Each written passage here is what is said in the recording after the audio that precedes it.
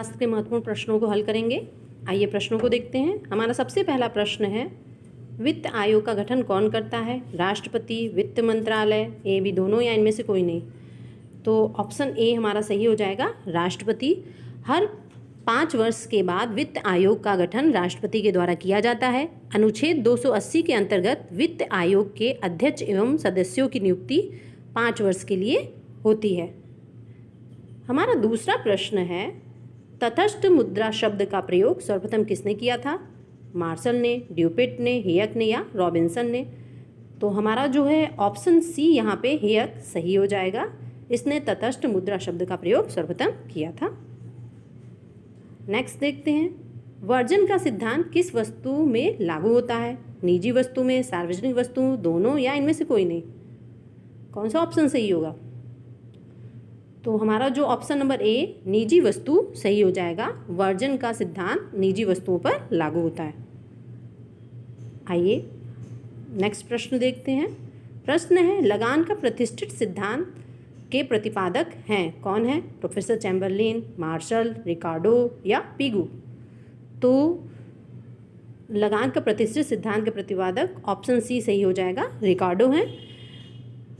रिकार्डो के अनुसार लगान भूमि की उपज का वह भाग है जो भूमि के स्वामी को भूमि की मूल तथा अविनाशी शक्तियों के प्रयोग के लिए दिया जाता है।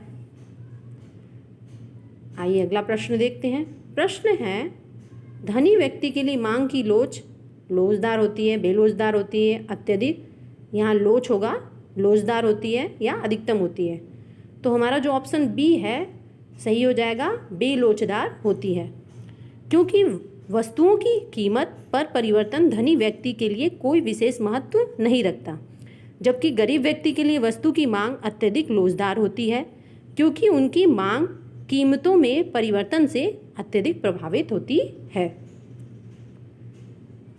हमारा अगला प्रश्न है, नाबार्ड किसकी सिफारिश के आधार पर गठित किया गया? शिवरमन समिति, केलकर समिति, तेंदुलकर समिति या महाजन समिति? तो ऑप्शन डी तो गलत है, सी भी गलत है। ए और बी में से कौन सा ऑप्शन सही होगा? तो हमारा जो ऑप्शन ए है, शिवरमन समिति सही हो जाएगा। इसकी स्थापना 12 जुलाई 1982 को की गई। अगला प्रश्न देखते हैं। प्रश्न है, वेल्थ ऑफ नेशन के लेखक हैं? मार्शल, एडम स्मिथ, पिगू या फिर रिकार्डो? तो हमारा जो ऑप्शन बी है सही हो जाएगा, Adam Smith wealth of nation के लेखक हैं। अगला प्रश्न देखते हैं। प्रश्न है, मांग में शामिल है वस्तु की प्रभावी इच्छा, साधन उपलब्धता, वस्तु के खरीदने के लिए साधन को व्यक्त करने की तत्परता, उपरोक्त सभी। तो इसमें कौन सा ऑप्शन सही होगा? तो यहाँ ऑप्शन डी उपरोक्त सभी सही हो जाएगा, क्योंकि मांग में ये तीनों शामिल होती हैं, इच्छा, उपलब्ध साधन और उसको खरीदने के लिए, साधन को व्यक्त करने की तत्परता, खरीदने के लिए आप कितना तत्पर हैं उस चीज़ को प्राप्त करने के लिए। आइए अगला प्रश्न देखते हैं।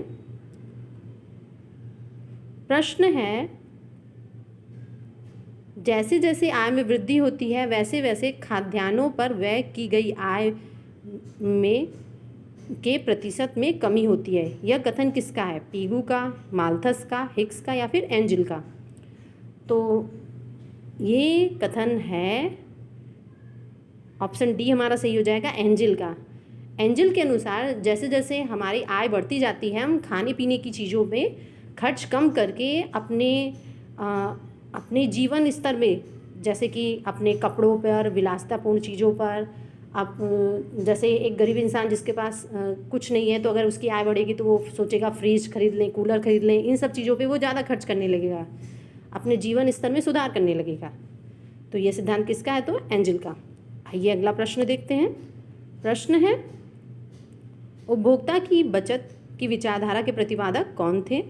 ड्यूपिट, मार्शल, हिक्स, एलन या फिर एलन? तो उपभोक्ता की बचत की विचारधारा के प्रतिपादक जो थे वो ऑप्शन ए हमारा सही हो जाएगा, ड्यूपिट थे। तो अगर वीडियो आपको अच्छा लगा हो तो लाइक करें और हमारे चैनल को सब्सक्राइब करें।